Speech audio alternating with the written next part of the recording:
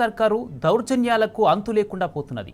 రేవంత్ సర్కారు అసమర్థతను ఎవరు ప్రశ్నించినా కేసులు, అరెస్టులు, విచారణల పేరుతో దాడులకు తెగబడుతున్నది. రాష్ట్రంలో కరెంటు కోతలు, నీటి కష్టాలపై సమాధానం చెప్పలేకపోతున్న కాంగ్రెస్ సర్కారు నిజాలు బయటపెట్టిన వారిపై వేధింపులకు పాల్పడుతున్నది.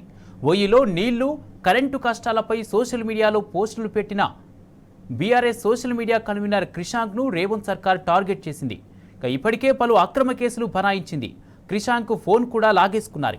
తాజాగా కొత్తగూడ నుంచి హైదరాబాద్కు వస్తున్న క్రిషాంక్ను ఏ కారణం లేకుండా అడ్డుకున్నారు పోలీసులు. క్రిషాంక్ను అదుపులోకి తీసుకున్న పోలీసులు ఓయూ పోలీస్ స్టేషన్కు తరలించారు.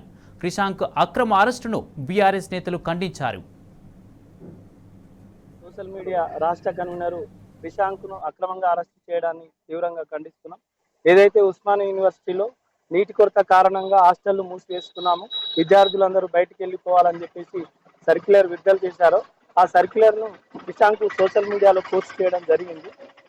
ఆ పోస్టు ఫేక్ పోస్ట్ అని చెప్పేసి ఆ అసత్య ప్రచారం చేస్తున్నాడని చెప్పేసి బస్సు యాత్రలో ఉన్నటువంటి క్రిషాంక్ కొత్తగూడెం నుంచి హైదరాబాద్ వస్తున్న సందర్భంలో పంతంగి టోల్గేట్ వద్ద అరెస్టు చేయడాన్ని మేము తీవ్రంగా ఖండిస్తా ఉన్నాం.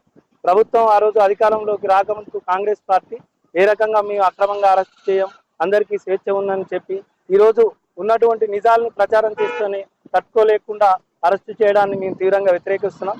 పోలీస్ స్టేషన్కు వచ్చి సమాచారం అడిగితే ఎక్కడున్నాడని సమాచారం అడిగితే కనీసం సమాచారం కూడా ఇక్కడ ఉన్నటువంటి పోలీసు యంత్రాంగం ఇవ్వడం లేదు. క్రిషాంక్ను తక్షణమే విడుదల చేయాలి, క్రిషాంక్ పై పెట్టిన కేసులను కూడా ఎత్తివేయాలని చెప్పేసి డిమాండ్ చేస్తున్నాం.